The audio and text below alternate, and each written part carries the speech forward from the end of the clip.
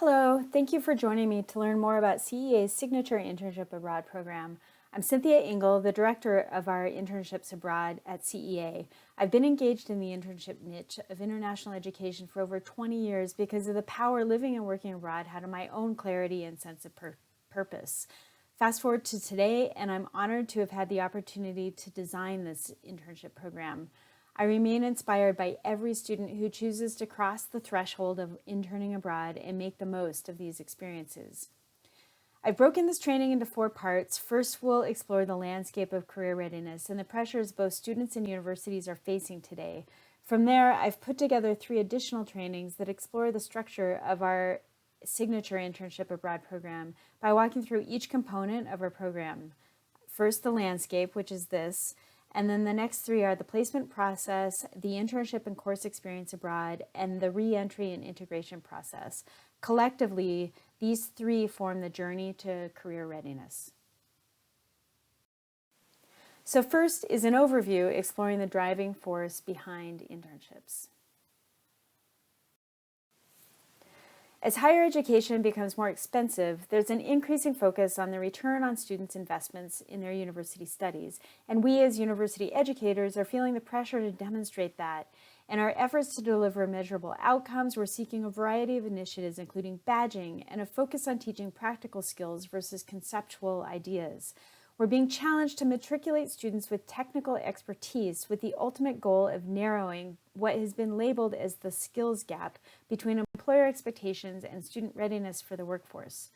And some would add that this is at the expense of learning how to be critical thinkers, learning how to learn. What exactly is the skills gap? It's a gap between expectation and reality. A 2016 PayScale.com study reflected a 37% gap between student perceptions of their job preparedness and employer perceptions of the same. Given that the employers are the ones doing the hiring, finding a way to bring students closer to employer expectations is key. This is the narrowing of that 37% skills gap. So how do we bridge this gap? First, it's important to get clear on how we define career readiness and then what competencies are needed to satisfy employer expectations. NACE, which is the Professional Association for Career Services Professionals, defines career readiness as the attainment and demonstration of requisite competencies that broadly prepare college graduates for a successful transition to the workplace. The requisite competencies represented on this slide characterize the 8 skills employers are most closely assessing when hiring new employees. Often referred to as soft skills, these are the competencies that are difficult to teach but are important to develop as students. The reality is that these 8 competencies are critical to success in employment. The quote, hard skills are baseline. Any student would have to have hard skills at a minimum to get an interview. It's these 8 competencies that will get them past the interview to the job offer and see them succeed in the workplace. Worth noting is global and intercultural fluency, a new one, making experiences abroad even more relevant to the conversation about the return on investment in university studies.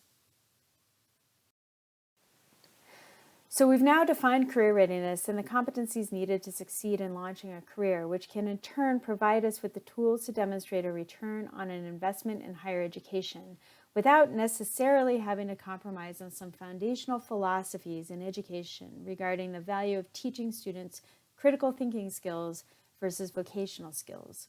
But how do students develop these competencies? As I just mentioned, the 8 competencies are difficult to teach, but they're important to develop. International internships are a great way to challenge students to develop these skills.